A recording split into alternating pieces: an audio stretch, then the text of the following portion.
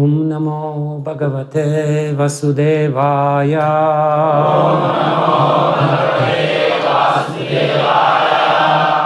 Om Namo Bhagavate Vasudevaya.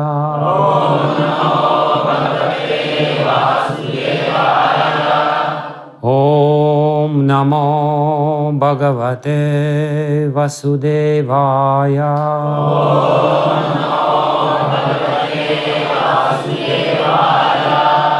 Narayanam Namaskritya Naram Cheva Narottamam Devim Saraswati Vyasam Tato Jaya Mudiraye.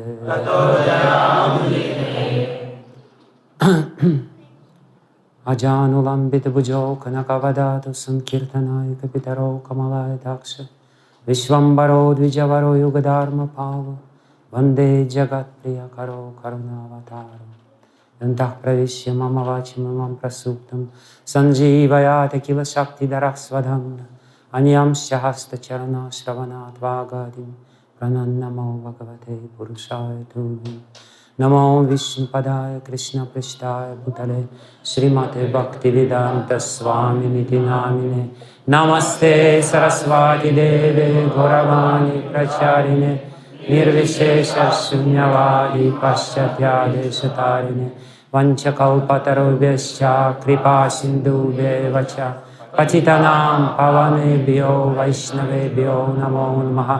Jai Shri Krishna Chaitanya Prabhu Nityananda Shri Advaita Gadadhara Sivasadi Gaura Bhakta Vrinda. Hare Krishna Krishna Krishna Hare Hare Hare Rama Rama Rama Hare Hare. Hare Krishna. Good evening. I'm happy to see all of you tonight. And I thought that I would continue the topic from yesterday. Those of you who were not there yesterday, maybe will listen to class or whatever. And the reason being that I did touch certain points, but I wanted to elaborate more on this theme of spiritual development or emotional development as a means of spiritual development. What does it mean to become spiritually and emotionally mature? How it happens? What are the stages of our emotional maturation in the spiritual life? And what we should do? I only touched it little bit. And while explaining this very important for every one of us topic, it will become very clear why Prabhupada comments on this verse in the way he comments. Because superficially it may seem that Prabhupada contradicts the notion of the verse. The verse itself says that one should regulate activities of your senses by using your intelligence or the sastras. And Prabhupada says that even this is not enough. That ultimately something else should be there. So I wanted to elaborate on this, how deeply Prabhupada explains the inner meaning of this verse and reveals to us the essence of what we're supposed to do. So that will be the topic of our discussion, and as I said, we're talking about our main topic is this emotional intelligence, or EQ, as opposed to IQ, and how to develop this EQ. And we said yesterday that this is very important for every one of us. It's a very pertinent topic, a topic relevant for everyone's life, because EQ is the ability, specific ability, which can be developed to be the master of one's emotion, not to be the slave of emotion, not to become under the sway of emotions, but to use this emotional energy. And emotions is a very powerful energy, extremely powerful energy, in a productive way, so that it will ultimately bring our advancement in life, both material and spiritual life. So how to use this emotional energy and not to become the victim of this emotional energy. We all have this experience how we are victimized by our emotions. Anger comes and we're completely overwhelmed by anger and we forget about ourselves. Or greed comes and we do something, we cheat other people. Or lust comes and we act in a very shameful way and we regret later on, and we have this guilt feeling. Or anxiety comes, or fear comes. Sometimes completely uncontrollable fear comes. This uncontrollable fear is called panic. One starts panicking out of nothing. Or anxiety, disturbance, all these powerful emotions, very powerful emotions, contain a lot of energy. And in fact, human beings waste a lot of energy for these unproductive emotions. How much time we were disturbed or in anxiety, whereas nothing can be done about the situation. We're going to the airport and there is a traffic jam. You are in Hydarabad, welcome to Hyderabad. So, and you're late. And you're becoming completely anxious and anxiety. You look at the watch and you look at the driver and you push the driver as if the driver can do anything about it. And you become nervous and, so much energy is wasted. And you cannot do anything. It's, whether you will come on time or not, it doesn't depend whether you will be worried or not. The outcome doesn't depend on your emotional reactions. All these irrational emotional reactions are very, very powerful, and how to control them. It's easier to say, I give you very nice advice. Don't worry. Nice advice. Very good advice. Who can follow this advice? Or another example, you wrote an exam, right? You wrote an exam, and then for 2 days you don't know the result. What you do 2 days? You worry. You are in anxiety. As if anything changes. Whether you worry or not, nothing changes. But still, you are in this complete anxiety. You cannot sleep, what's going to happen. So, and that all means lack of emotional intelligence. Lack of ability to control one's emotion and control one's mind. Lack of this very important ability. That's all these examples, they only illustrate or show this principle, that this is the skill or the ability which we will have to develop. And it's very important for us to have the tools, because those people, those psychologists who study psychology and study this particular topic, they give some advice, but it's not so comprehensive and profound. Krishna consciousness as a comprehensive philosophy of life gives the best solution to this problem. It's a problem, and yesterday I mostly concentrated on the problem itself. How the problem arises, how we have all this programming inside us, and of course on the solution which is given particularly in this chapter, in these verses, and some other solutions were also given or described to a certain extent. And only in the end, I gave the real Krishna conscious solution to this problem. So I will recap very quickly from a slightly different angle what I said yesterday, so that we again come close to this problem by using this verse as a starting point. And then we will come to the real topic of today's class.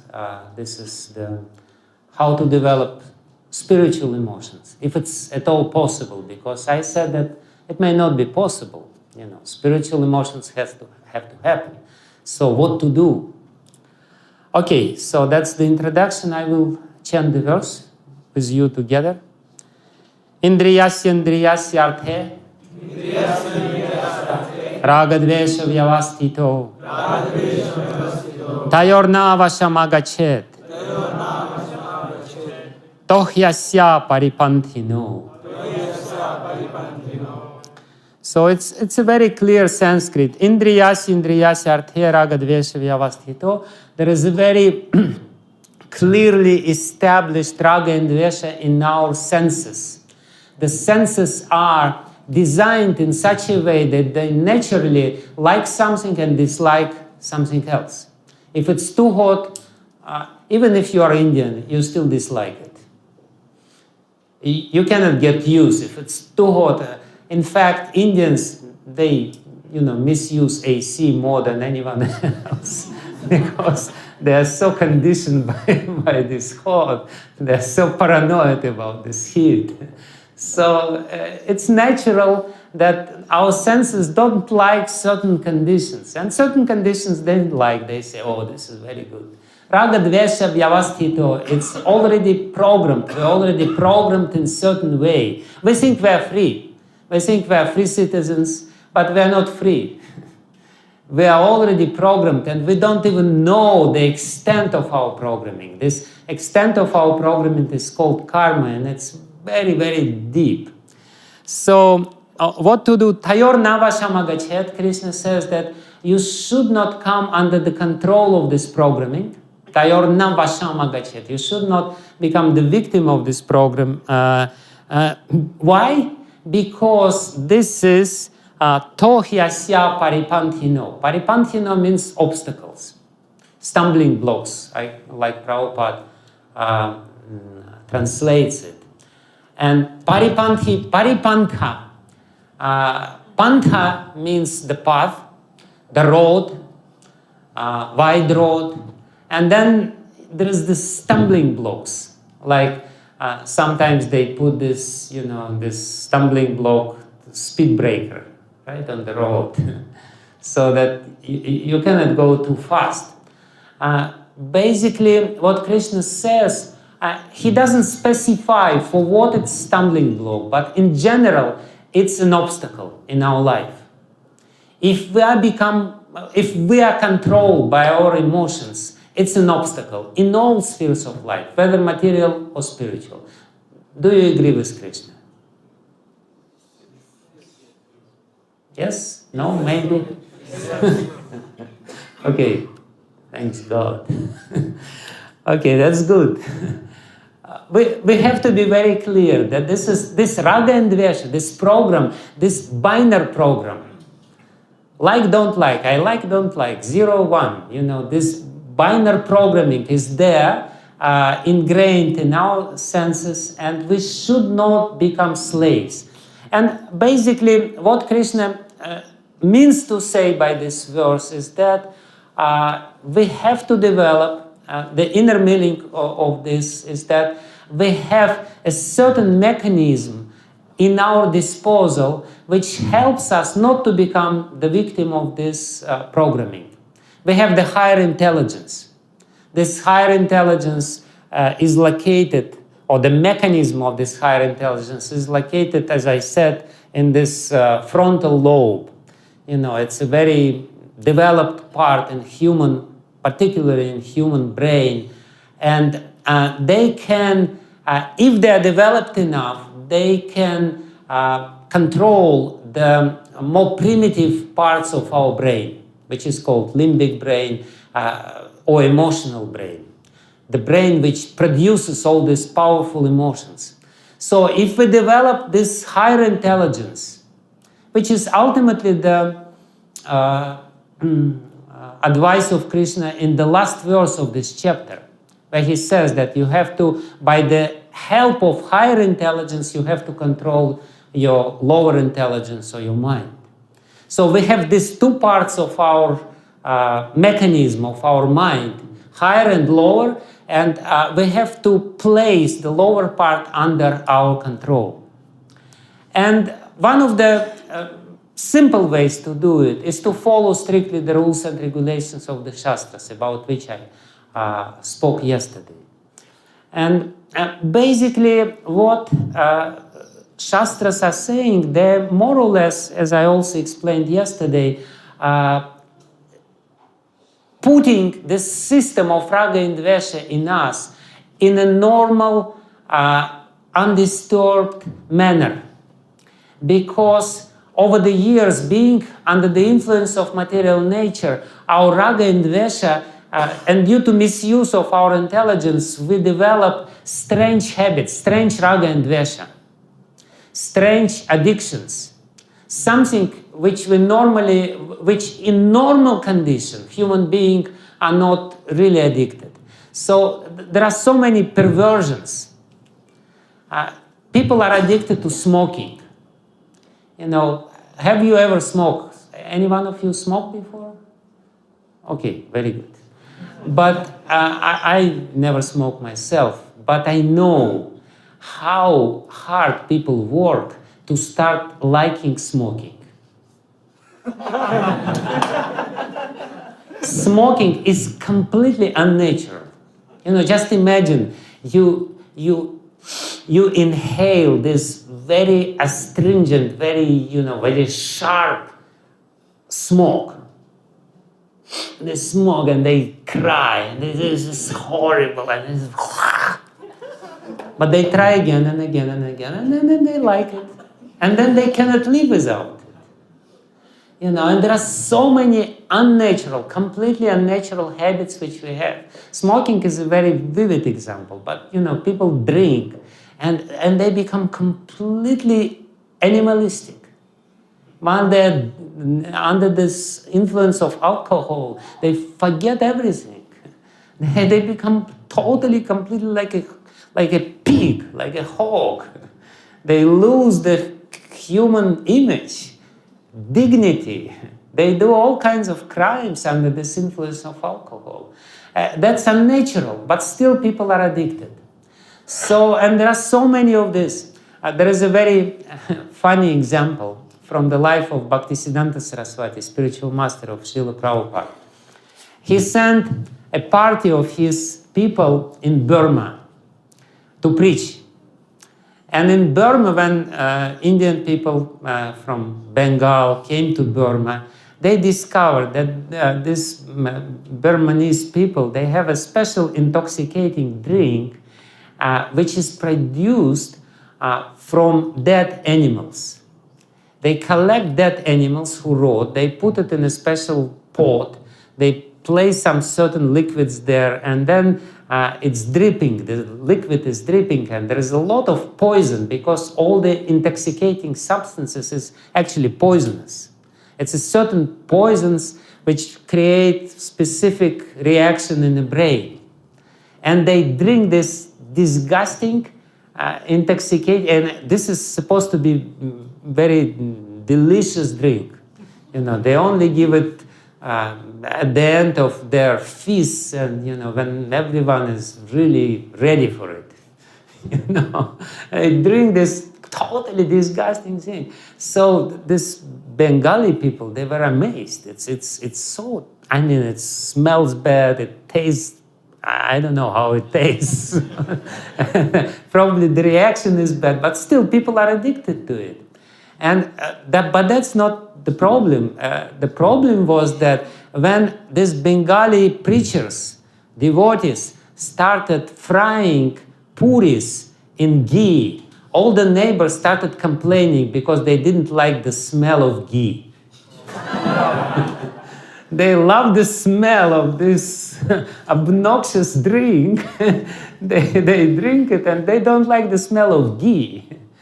This is to illustrate to which extent this program of Raga and dvesa can be perverted in human being. It can be completely perverse. You know, and there are so many perversions all over the place. So as I explained yesterday, the Shastras teach us how to bring this Raga and Dvesa, the program of Raga and Dvesa, back to normal, more or less. They regulate us, and you say, you don't eat meat, it's not normal, eat vegetable, and eat this, don't eat this, and ultimately, that's the only thing. That's why Srila Prabhupada says that this solution is not the ultimate solution. Because, people think that if I follow all the rules and regulations of Shastras, I'm very advanced. Srila Prabhupada says, no, you're not advanced, you're just normal human being. Everyone else is abnormal, you are more or less normal. Nothing special. You just become somewhat civilized. The rules and regulations of Shastra is just to make you civilized or cultural, or not to misuse your intelligence. Unfortunately, we all have tendency to misuse the intelligence. So it's nothing really spiritual. Because again, unfortunately, there is this misconception among people. If I follow rules and regulations of Shastras, that's it. I'm done. No, you're not done. You only started something. You're only preparing yourself to start something which you are meant for. This is the very minimum. This is beginning. This is nothing special. Why? The reason is very simple. The reason is very simple because this Raga and Dvesa, which becomes normal under the regulation of Shastras, is in itself the product of what? Raga and Dvesa is the product of asmita, or Ahankara, false ego, the identification with the body. And asmita or Ahankara is the product of avidya or ignorance. Raga and Dvesa is nothing. If I say I like something and I don't like something else, it means that you are under illusion. You are in Maya.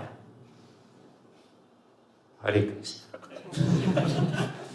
Have you ever said, I like something? Next time when you say this, remember. So it basically means you identify yourself with the body. And identification with the body means that you are on this ignorance, gross ignorance. I am the body.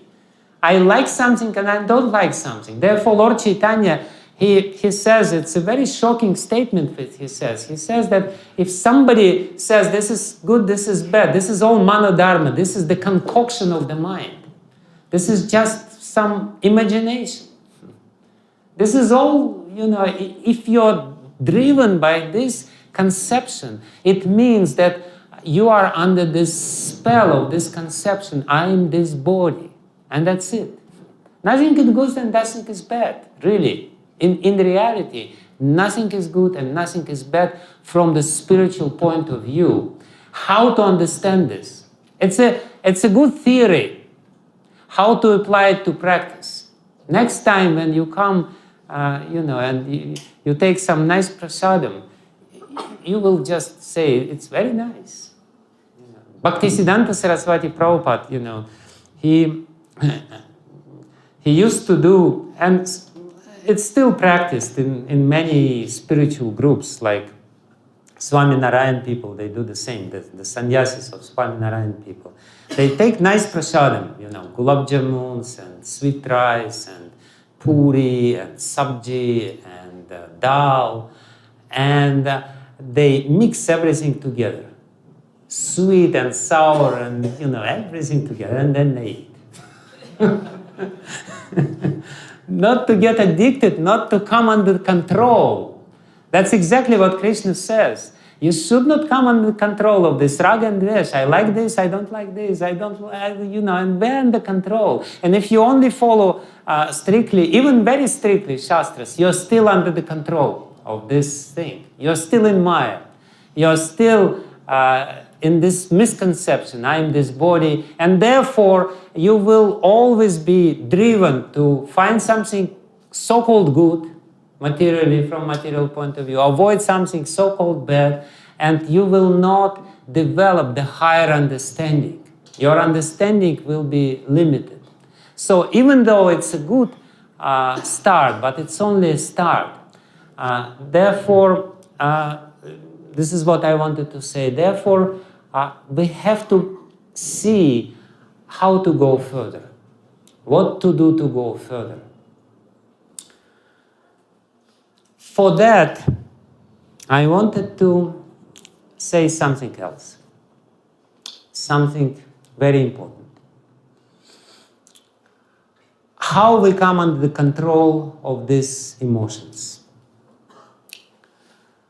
We have to really understand this emotional control, the mechanism of emotional control. I again touched it a little bit yesterday, but I will explain in little more details how it is.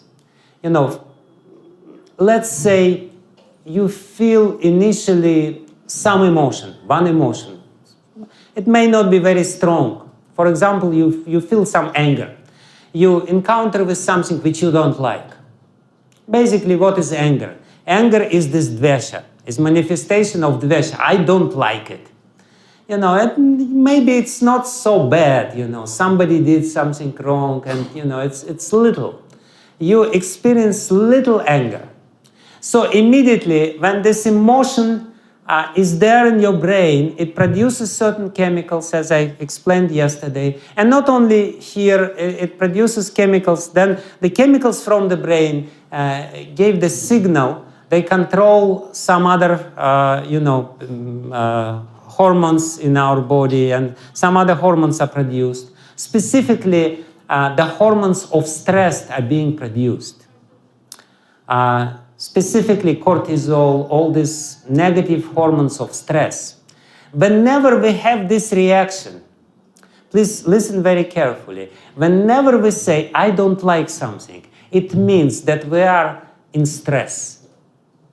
Because reaction of stress is nothing but this reaction of aversion. I don't like it, I don't like it.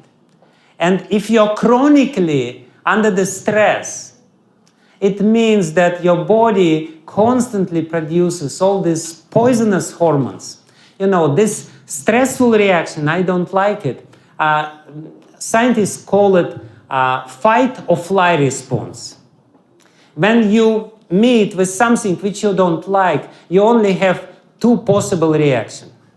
If something which you don't like is weaker than you, then what you do with what you don't like? You fight, right? And if something which you don't like is stronger than you, what you do? You fly. You know, there is only two ways, two directions, one way, not two directions. So you meet with something, some obstacle, something which you don't like, some obstacle to your enjoyment, basically. What we don't like when somebody messes up with our enjoyment, with our propensity to enjoy. So if the obstacle is not so strong, you fight with it. If the obstacle is very strong, you fly from it. And all these hormones, they prepare our body to fight or fly. You know, they prepare our body. They pump our heart stronger, our blood pressure becomes higher, and, we have more energy, either to fight or fly. Both need the extra energy, right? So please listen very carefully how it works. So you experience some anger. Anger is this fight or fly response. Your adrenals get the signal from your brain, and they produce all these, hormones which are there. And they're floating in your veins. Now, what happens next is that if you do it regularly, if you regularly say, I don't like it, I don't like it, if you're regularly under the stress, if you're regularly in the situation which you don't like, which you basically want to change, you are completely, you're always in tension. and your body gets addicted to this or conditioned to these chemicals, to these hormones. You develop some sort of addiction to these particular chemicals because initially what happens when it's just very weak emotion, then the body, adjusted itself. But if it repeats again and again and again and again and again and again, then body has to somehow or other deal with it.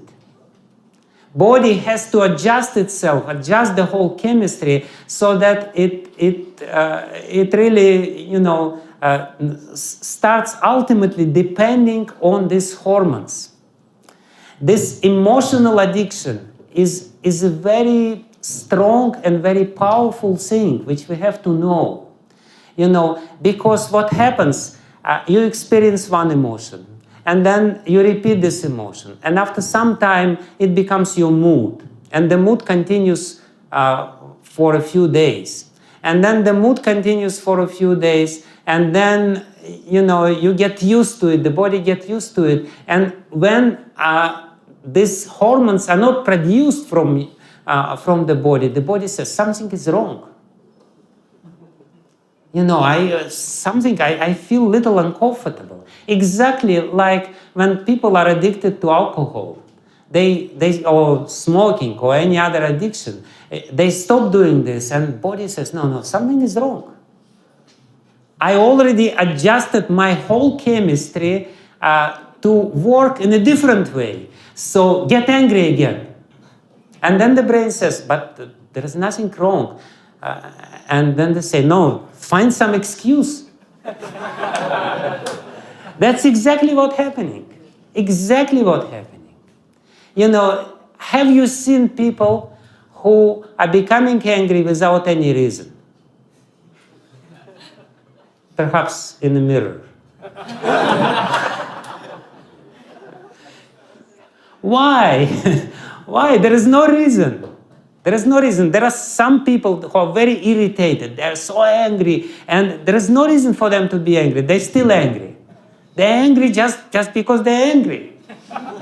They became angry, and they cannot change it.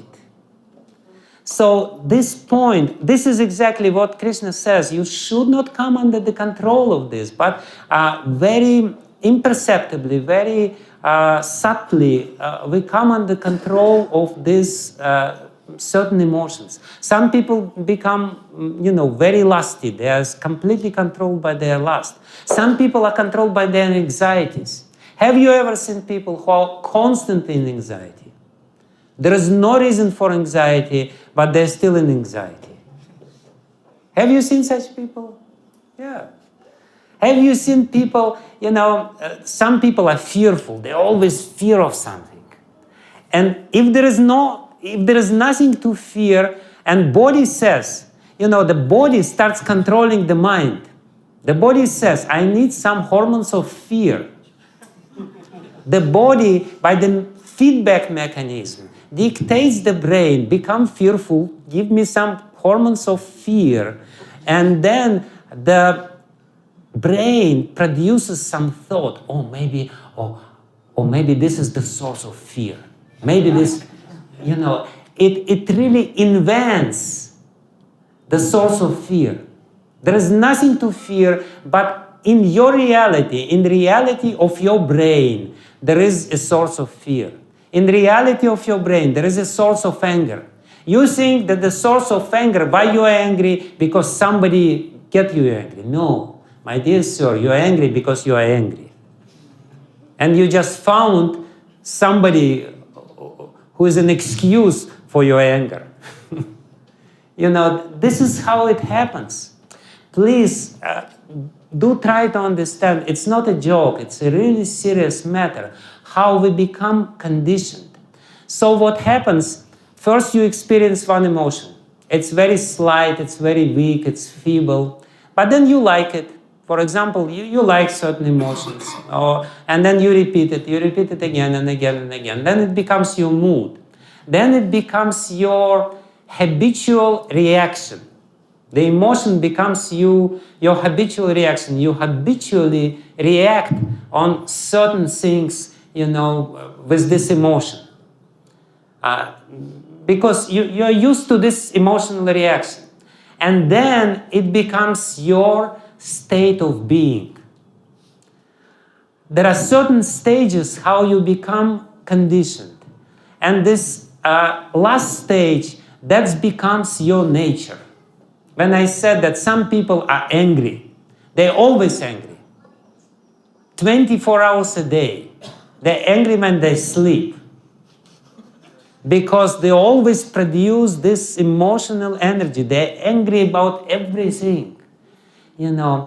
So this is how it works. You rehearse these material emotions. Emotion of guilt, emotion of anger, emotion of anxiety, emotion of lust, emotion of greed. You rehearse them again and again and again until it becomes your nature.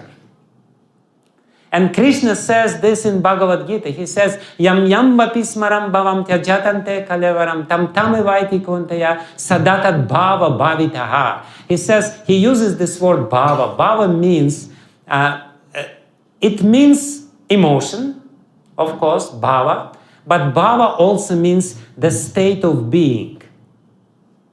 So certain particular emotional state becomes your state of being. You become completely emotionally conditioned. Your emotion becomes, you're under control of this emotion. And what happens?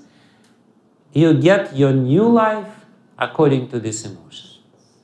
Yam yam vapismaram bhavam tyajatante kalevaram. In what state of being you are at the moment of death, you will get the same state in the next life.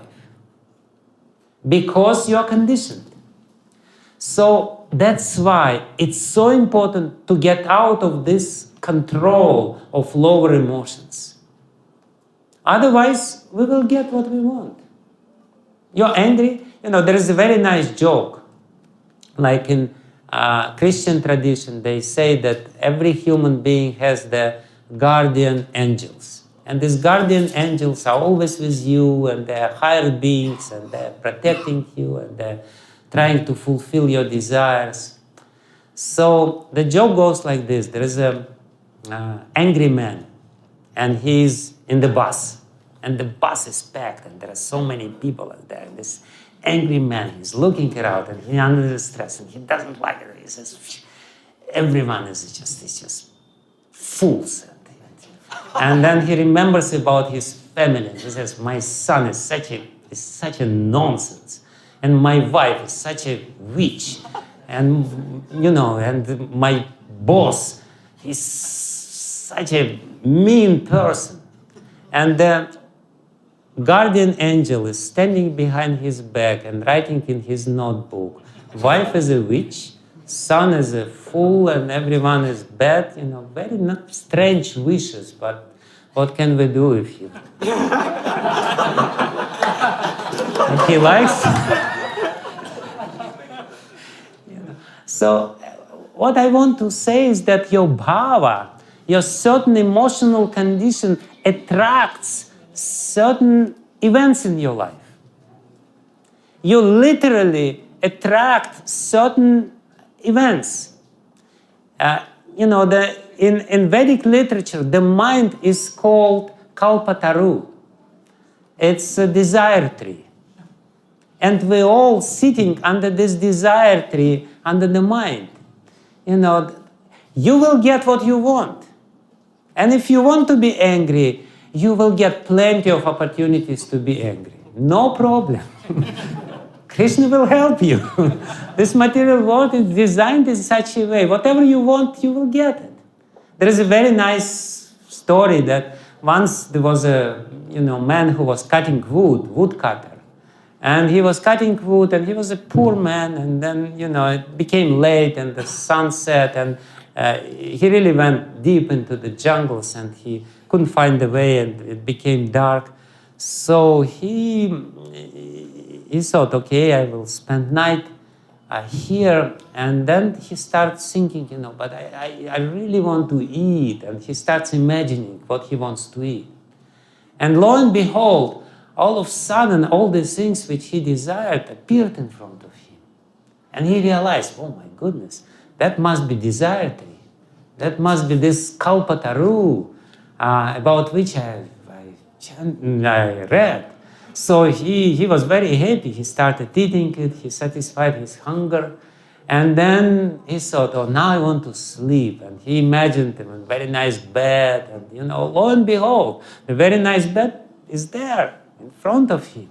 And he says, oh, very nice. And he lay down and he looks at this tree to really, notice, how it looks like. So it's a nice tree. And then he starts and he, and he sleeps.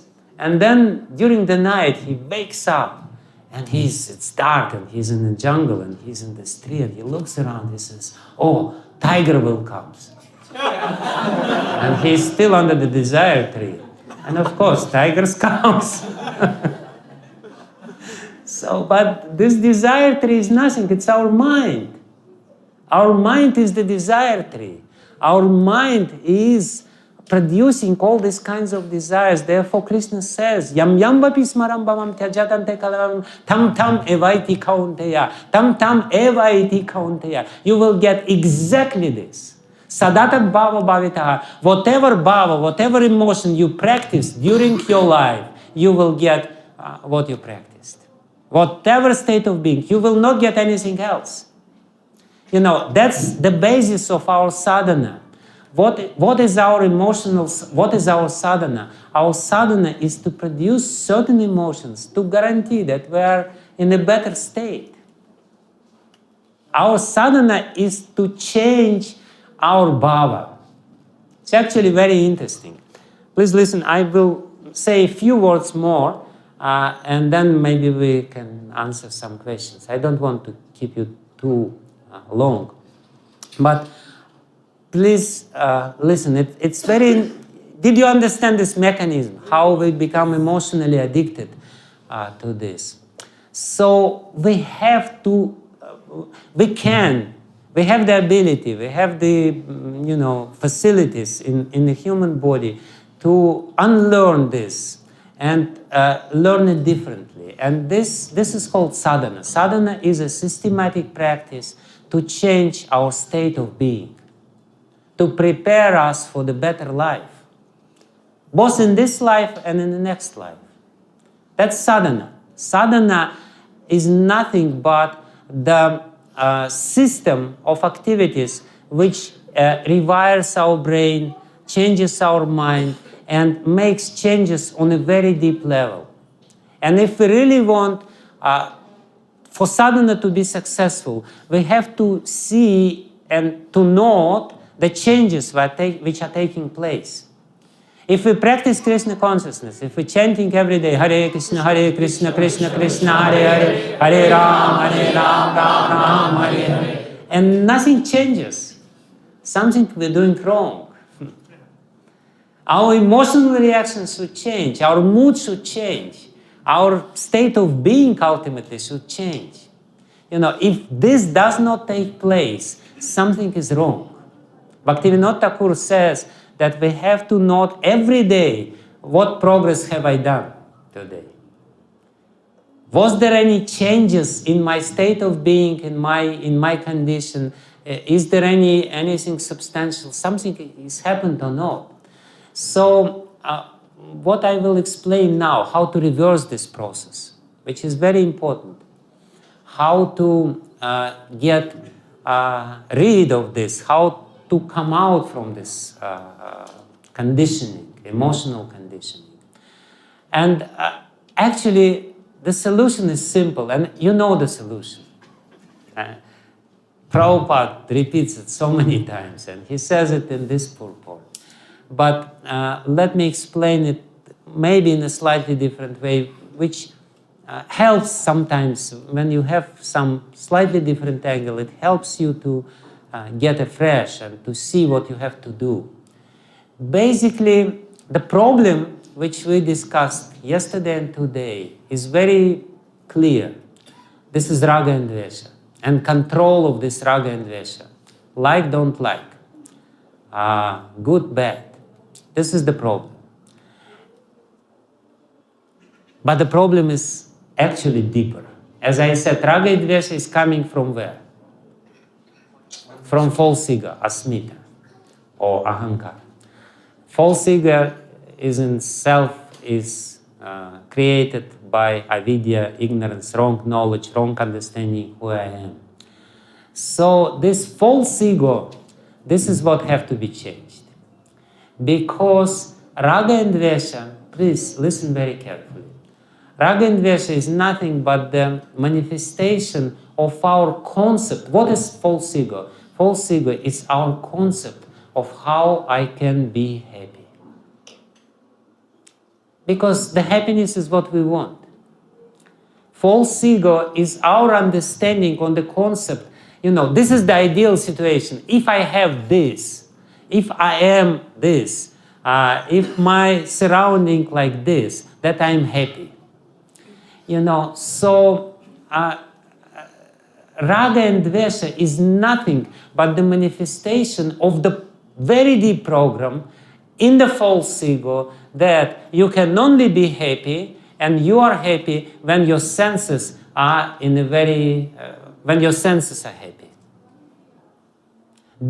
In other words, the culprit is not the senses itself. The culprit is not Raga and dvesa. Culprit is this understanding that happiness means everything should be nice. Everything should be good according to my desire, according to my liking. That's the problem. My definition of happiness. Today in the morning I gave lecture on exactly this verse where Krishna explains this wrong definition of happiness. 22nd verse of the 5th chapter of Bhagavad Gita. Nateshwara Mate Buddha. How it goes?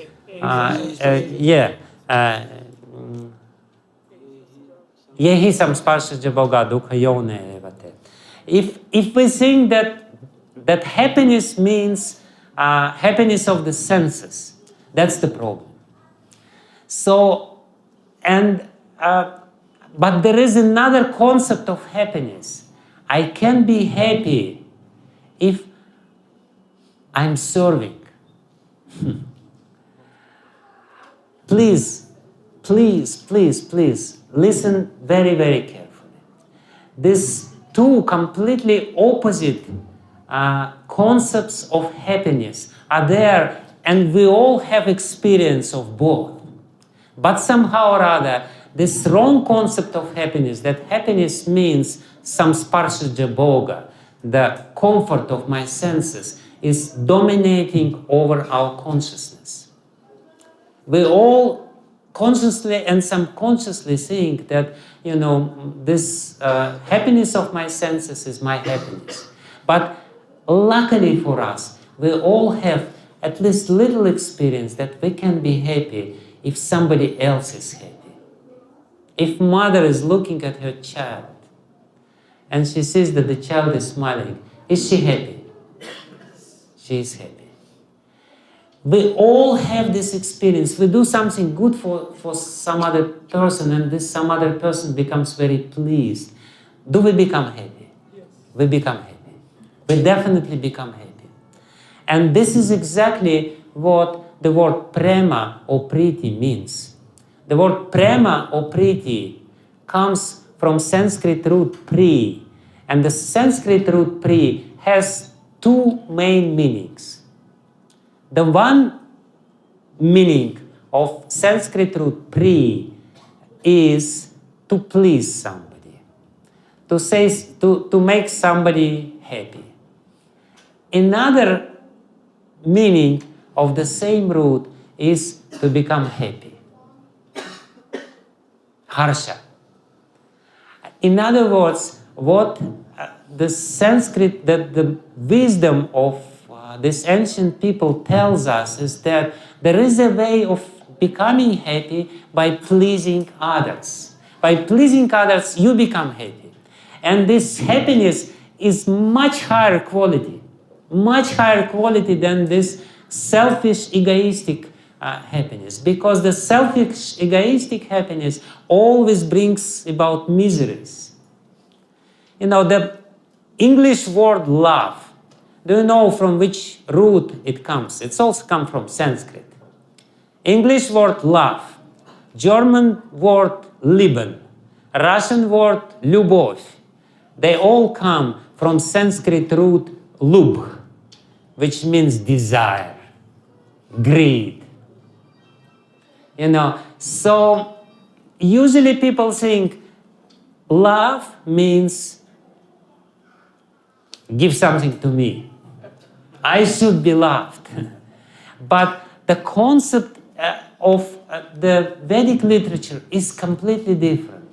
Love means happiness. You want to be happy. Here is the way to be happy. Just develop this other nature which you have, other emotional nature.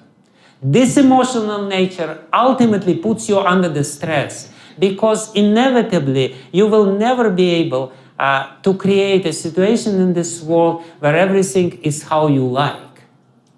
And even if you will be able to create a situation where everything how you like, then you will not like that everything is how you like. People become bored. If everything is too good, they think something is wrong. You know, we always, this concept, what I want to say, this concept of good and bad according to our senses is the wrong concept. But you can become unlimitedly happy, much more happy, if you develop other nature. The problem is that this nature is underdeveloped. Our animalistic nature, this concept, this false nature, which developed under this false understanding of false ego, it's overly developed. You know, there's so much programmed in this. So we have to work equally hard to develop some other nature, and this other nature will give us some different emotions. When we experience these emotions of real love, when we feel happiness if some other person is happy, you know, it gives you satisfaction, and it can bring you much stronger satisfaction if you develop it. As much as, you know, you have to develop, I said to you that you have to develop certain liking and disliking in this world. In the same way, you can develop this other nature. This emotional nature of or habit or experience, or how to say this, or ability to experience happiness when somebody else is happy. And especially you can develop the happiness when you experience Krishna's happiness. Ultimately, that's what it is. Yesterday I started by explaining that this empathy, you know, this ability to feel what other people feel. Emotional maturity is nothing but this ability not to feel only what I feel. We become dull because of these gross emotions, because of these material emotions. We don't even know what we experience, what we feel. And our emotions has to be grosser and grosser and grosser and grosser. And they're very destructive. They're destroying us. But if we develop this other side, the ability to become happy, to feel emotions of other people, and, you know, to make them happy, you will become immensely happy. Krishna himself, listen very carefully. Krishna himself, as I said yesterday, the one who is the most emotionally developed, who it is? Radharani. She is the most emotionally developed. She serves. She's the living manifestation of service. When she serves Krishna, she experiences happiness millions of times more than Krishna's own happiness. And Krishna says, how is it possible? I'm the source of all happiness, and I see that she's more happy than me. And therefore he says, I want to experience what she experiences. And here he is. He comes as whom? Chaitanya Mahaprabhu. He comes to experience this happiness and to teach us how to experience this happiness. This whole path of Chaitanya Mahaprabhu, of Gaudiya Vaishnava, is how to develop the spiritual emotions by reflecting the emotions of other people. Listen, and this is very important. This is new thing. I will only say this and I will finish because are you with me, right? You are still... Okay, so listen, it's very important. What I said yesterday, I quoted this very nice verse from Padma Purana. How it goes? Soka marshadi bih bhavayat, akantaya syamanasa, katham tasya mukundasya, spurti sambhavanam bhavet. This is the verse.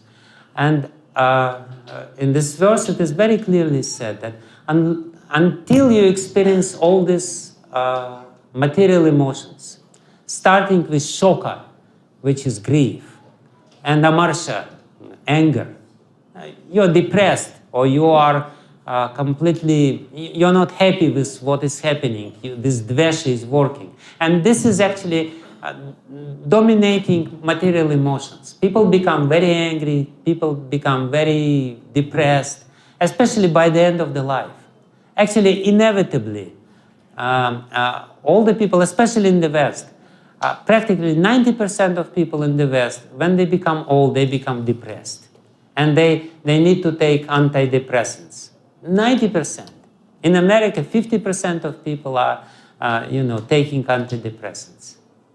It's a huge market, many multi-billion market of all these antidepressants. But in this verse it is said, Shoka marshadi bih bhavaya akrantahya manasa, until your heart, your mind is attacked by all these emotions, katham tasya mukundasya spurti sambhavanam bhavet. How you will get the reflection of Mukunda in your heart? You will never get reflection of Mukunda because your heart is occupied by these material emotions. So we have to, first of all, to unlearn these material emotions. We have to erase these material emotions. We have to really program ourselves that there is nothing bad. Something bad is happening and you smile. You just smile, you try it. It works. It works. You smile. You smile, raise your hands and say Hare Krishna. Hare Krishna, Hare Krishna, Krishna Krishna, Hare Hare, Hare Ram, Ram Ram, Hare Hare. Khatam. No material emotions. All this shock is gone. No shock anymore. We really have to understand this is the dirt. This raga and dvesa, this material emotions, I like, I don't like, and all this dvesa which is always there in the heart, dominating in the heart, it's dirt. And you will never experience anything higher until your heart is occupied or attacked by this dirt. Get rid of them. You feel this mood, say that this is false mood, this is not wrong, this is not right. Smile. Everything is fine. Krishna is in control. What can be wrong? Nothing can be wrong. God is in control. He's behind everything, When you say that something is wrong, it means you say, God is stupid. I should become God because I know better than him, right? And, hopefully it will not happen that you become God because you will mess it up. You will create a big mess. He knows what he is doing. Everything is right. There is nothing wrong. There is no reason to grieve. There is no reason to be unhappy. There is no reason to be depressed. That's exactly what Krishna says. This is the first verse of Krishna in Bhagavad Gita, where he says, Arjun, you think you're very intelligent, but look at yourself in the mirror. See how completely morose you are. It means you're a fool. You're speaking very highly sounding words, but you're a fool. Why you're a fool? Because you're so unhappy. Unhappiness is the sign of foolishness. And if you are unhappy, it means you are a fool. Nothing else. That's it. So become happy. That's why Prabhupada said, chant and become happy. Sometimes devotees don't understand this instruction of Srila Prabhupada. They think, if I chant, I'll become happy. And they chant and they wait when I become happy. No, Krishna didn't say, chant and then you become happy. Srila Prabhupada said, chant and be happy. It's an order. There are two orders, chant and be happy. Not that if I chant, I become happy. He didn't say this. He says, chant and be happy. Why not? Why not become happy? What's wrong with you? You be happy. That's exactly what Krishna says to Arjuna. You be happy, be happy. So we shouldn't learn these material emotions, anxiety, fear, all this. There's nothing. It's all emotional conditioning, which is very strong, which is very difficult to overcome. Still we have to fight. This is part of our sadhana. But then, then what will happen? Listen how to do this. And what we should do, what we are doing for this. We're serving, we're trying to serve, right? We develop this Trinadapi Sunichina Bhav. This is Bhav. Yesterday I said about these 5 emotional beings of Sharanagati. But there is another formula for this. It's the same formula. I said yesterday determination, starting with determination. This is something which this is the starting point. Determination, it's a certain emotion. You become very strong, determined. I want to go to the goal. But actually, another formula of it is Trinadapi Sunichina Tararapi Sahishna Maninamanadana Kirtaniya Sadahari. You become humble and you become tolerant and you respect everyone. It's the same. It's Sharanagati. It's different descriptions of the same emotions, the same bhav. So we, as I said, we try to learn and to repeat and to rehearse again and again this mood, this bhav of humility, the service mood. What will happen next? And this is the best news. Your heart will gradually be purified from these lower emotions. And you will get the reflection in this pure heart. The state of Trinadapi, Sunichina, Tarorapi, Sahishnana, is a state of pure heart when our heart, or chitta, restores its ability to reflect the emotions of others.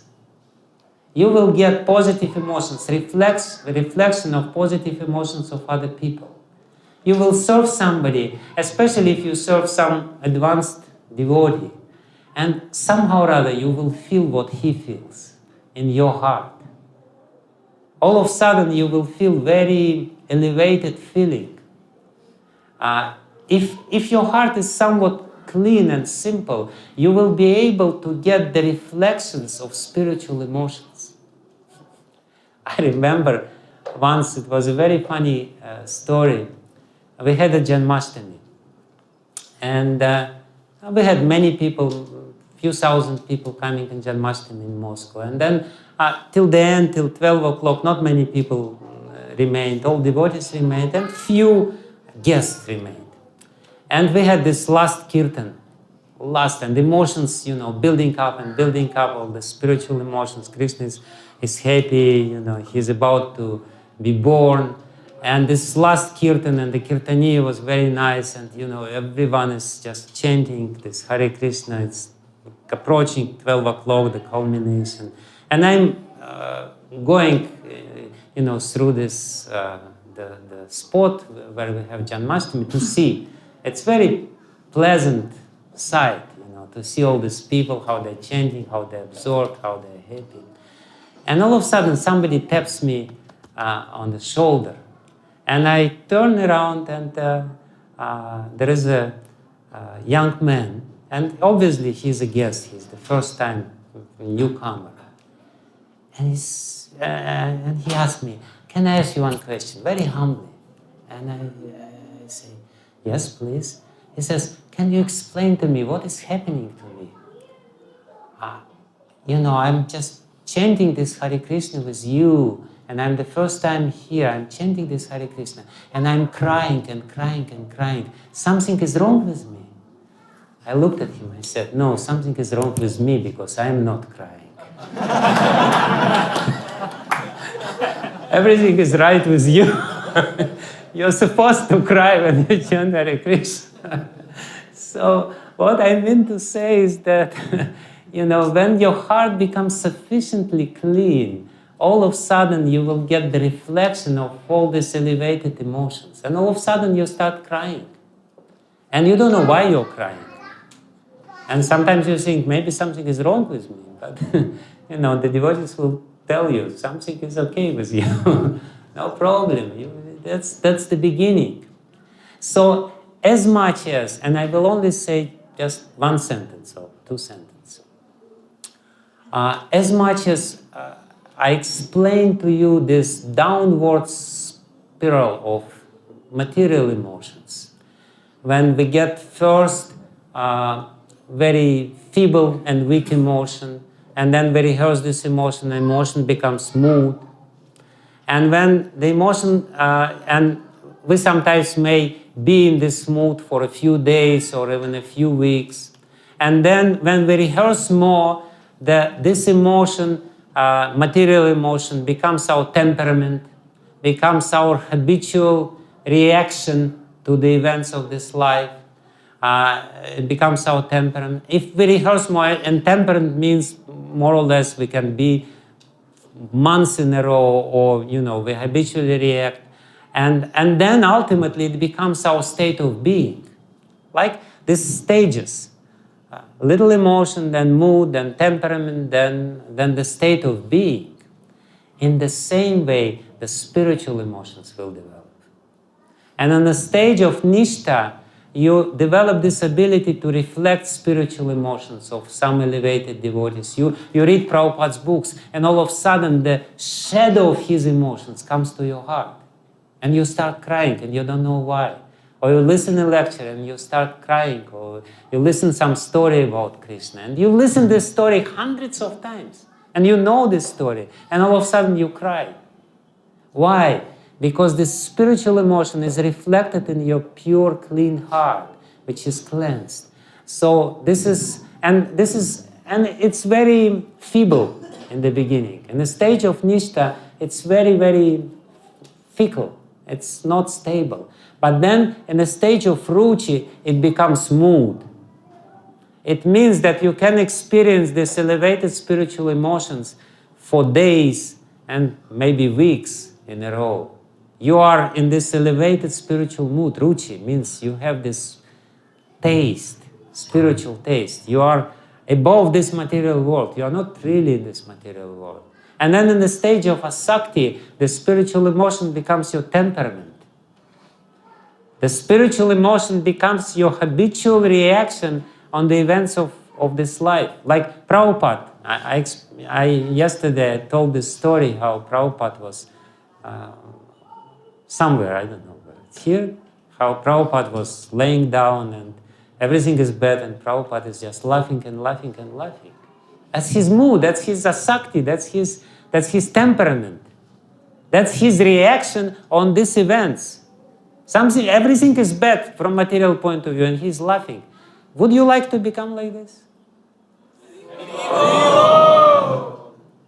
No, not really. And then on the stage of bhav, it becomes your state of being. You become spiritually, emotionally surcharged being. There is nothing but love of God in you. And in the stage of prema, and then there's a lot of stages above it. That's development. So, that's what I wanted to say, that we can get to these elevated emotions and we can become happy if we understand this basic difference, that there are two ways of becoming happy. One is selfish way, which depends on raga and dvesa and external circumstances. And another way is to become happy by being a servant, by developing this real nature, by depending on God in all circumstances, and by trying to depend on Krishna's devotees. That's what I wanted to tell you. Hare Krishna.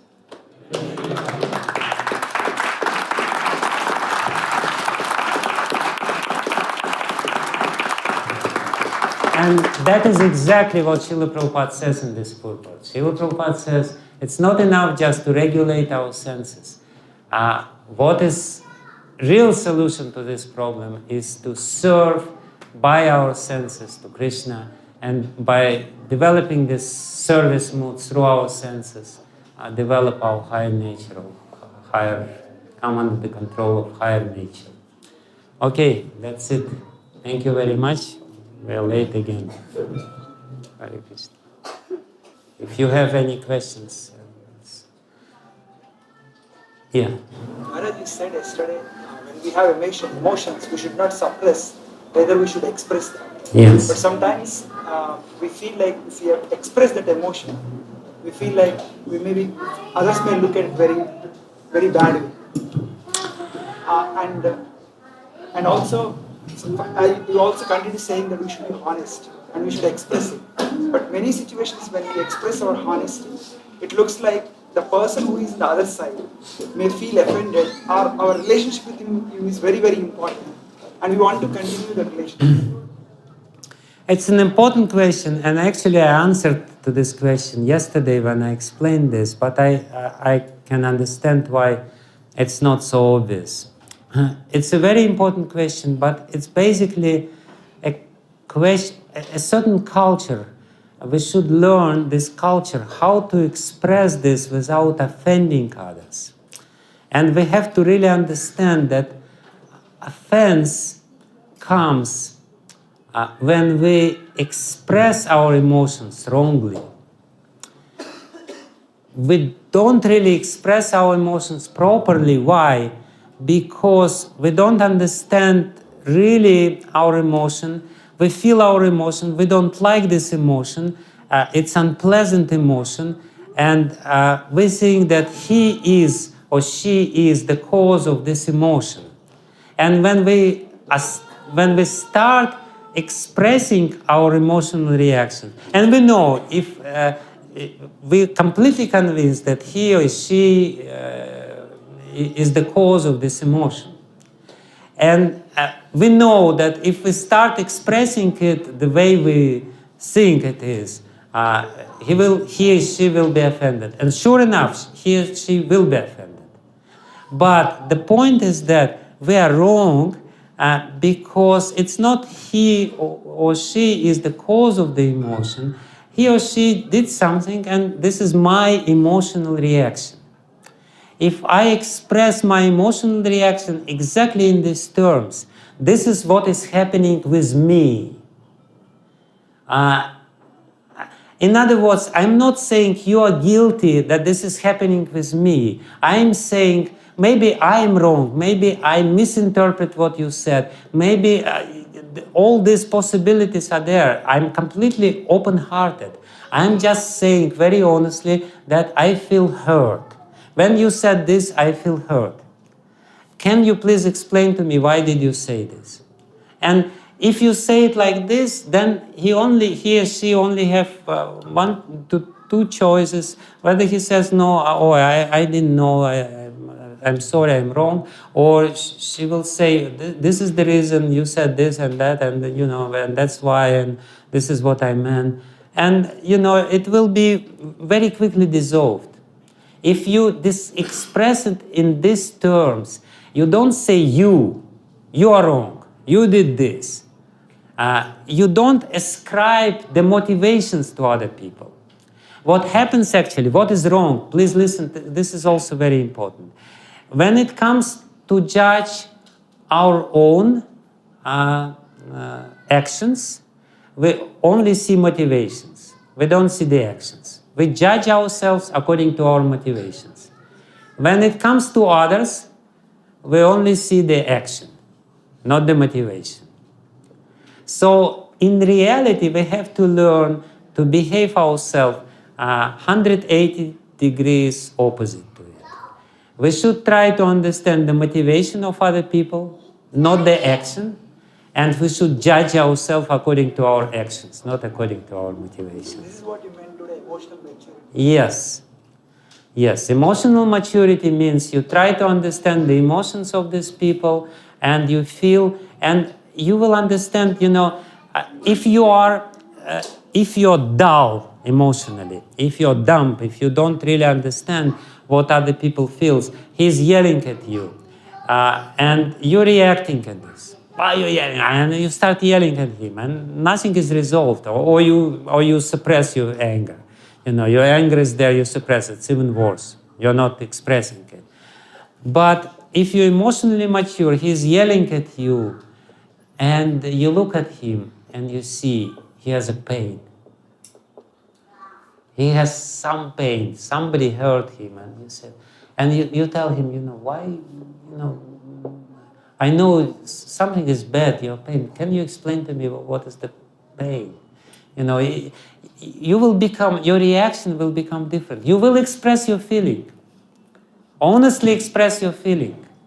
But the message in this feeling, I feel this. Not that you're wrong. Usually when we say you're wrong, you did this. No, somehow or other I feel this. Can you, somehow or other I feel this. Let's talk about this. Let's talk about my feelings. And nobody will be offended if we are talking about your feelings. People are offended when you say, you are like this. And he is not like this. But you say he is like this. This is the offense. If you ascribe to a person something which he is not, this is an offense. And if you say, I feel this, how you can offend anyone? You cannot offend anyone. Okay? Is it clear? And this is a skill. This is a skill to express it properly. So does it also depend upon our relationship with the person? It depends, definitely depends. You have to be sensitive, but you also, sometimes, we have to be sensitive. Sensitive means emotional maturity. Emotional maturity means ability to see behind the surface. Not only the surface, but to see what is really motivation of a person. Yesterday you mentioned that we have to become observer of ourselves. Yes. And you were mentioning that sometimes we reach to a stage where we know something which we are doing is not correct, and Krishna has said it and still we do it. So we should not reach at that stage. We should check ourselves before we reach that stage. When we cannot actually restrain ourselves and we do that activity, which we know is wrong. And that way we have to observe ourselves, and we should not reach at that stage you were mentioning yesterday. So I just wanted to know more about, sometimes in case of anger, we reach that stage very, very quickly actually. We cannot observe ourselves and we react actually. So how we can... So there are two things which can be said about this. First of all, if you know how this emotion develops in stages, you may catch anger in very inceptional stage. You're becoming angry, even though it's an explosion, definitely, and explosion is very quick. But if you understand how it works, then you may, you may develop the ability to check this emotion when it's still checkable, so to speak, when it's still controllable. That's one thing. If you really understand how it is, you feel it's coming, so you don't, you don't reinforce it by your thoughts and something you try to avoid it and you can check it. But another thing is that if it reaches the stage when you cannot do anything about it, still observe it. And it will become less.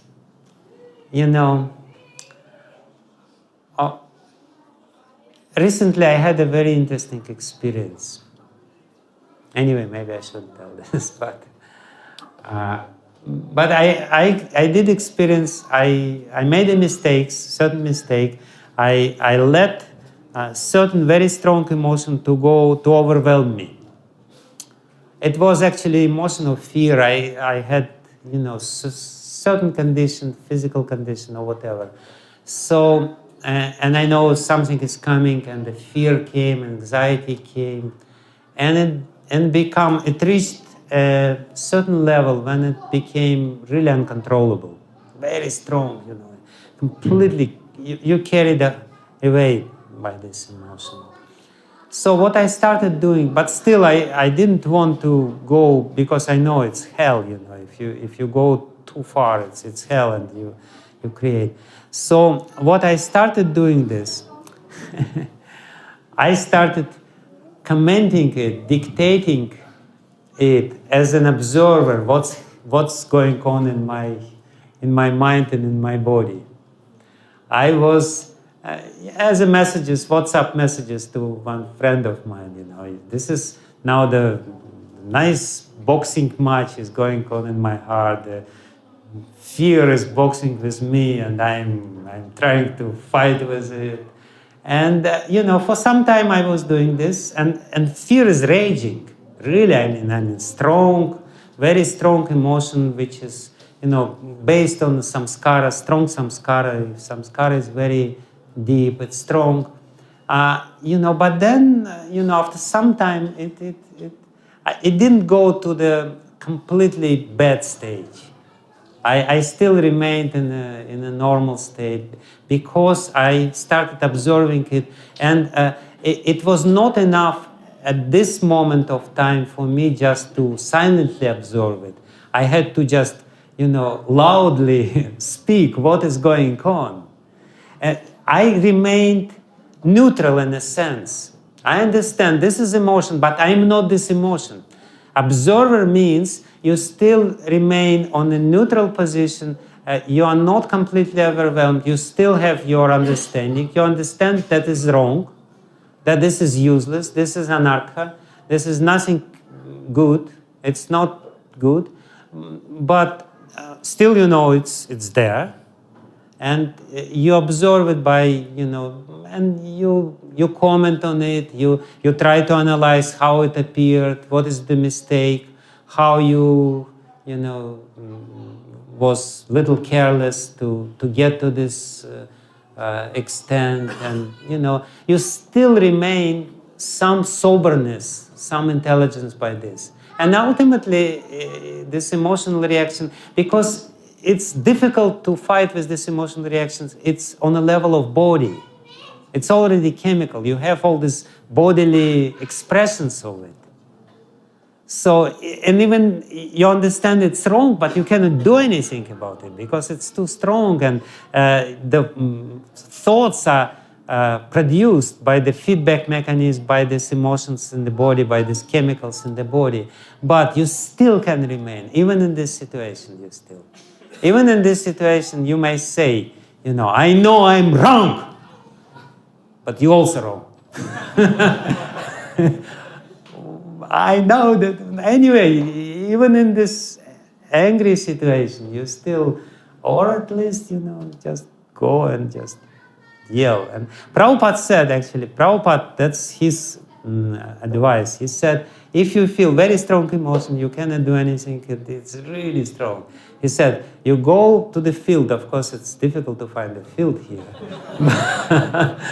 He said, you go to the field and you yell at the top of your lungs, Hare Krishna, Krishna Krishna, Hare Hare, Hare Ram, Ram Ram, Hare Hare. Something like this. It will help. So you're expressing in one way. Or sometimes it's good to, if you have somebody who is still sober, it's good for you to, explain to him what is going on. Because when you are trying to explain to somebody else what is going on within you, you are getting control, you're getting grip over these emotions. Something like this. Okay? That's it. But the main point is to become humble and start experiencing spiritual emotions which are there. Okay. Hare Krishna, Dandavat Pranam. On the point of suppressing our materialistic emotions or removing of materialistic emotions, we'll be successful when we are in the presence of saintly people and all devotees. But when we go into our normal working climates and all that, they will be playing the major role than any other spiritual emotions. And most of the time we'll be in those atmospheres.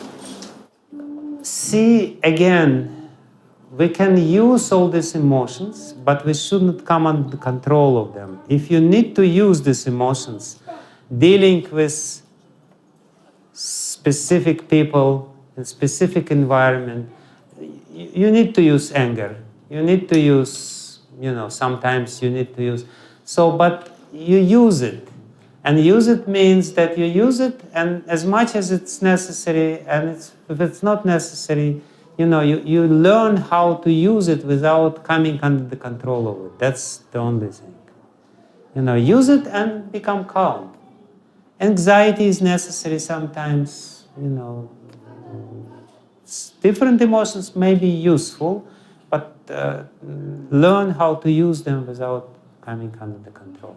Okay, thank you very much.